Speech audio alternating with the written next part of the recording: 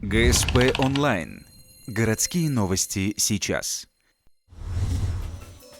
Четверг, 10 утра, 42-е заседание городского совета. На повестке дня 30 вопросов. В начале работы депутаты утвердили на должности 2 человек. Андрей Попов официально стал одним из замов руководителя администрации, а Александра Бартьева назначена председателем контрольно-счетной палаты МОГО Ухта. В череде вопросов рассмотрели также и социальную помощь многодетным. Предлагается поддерживать семьи, где одновременно родилось 3 и более детей. Такой чете выплатят почти 5 миллионов рублей на решение жилищного вопроса.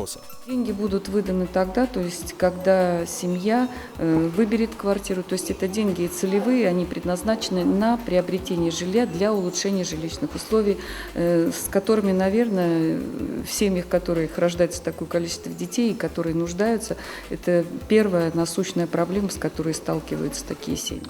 На сегодня в Ухте есть одна такая семья – чета Кулешовых. Депутаты одобрили инициативу и перешли к другому важному вопросу – передаче детского парка. Культурный объект предлагается вывести из муниципальной собственности в государственную, то есть отдать республике. У многих это вызывает опасения, ведь тогда решать дальнейшую судьбу парка будем уже не мы.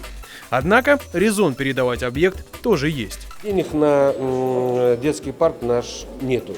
Поэтому и нормально вытекающая отсюда возможность передать это бюджету другой квалификации, в котором есть возможность и выделение под это денег, соответственно, будут выделены деньги, соответственно, будет произведена реконструкция, будет обновлено аттракционы, обновлены, наш парк вздохнет новой жизнью.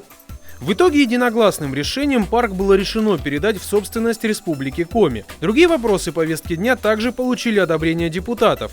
Очередное заседание Совета назначено на 12 декабря, но еще до этого ожидается другое важное событие.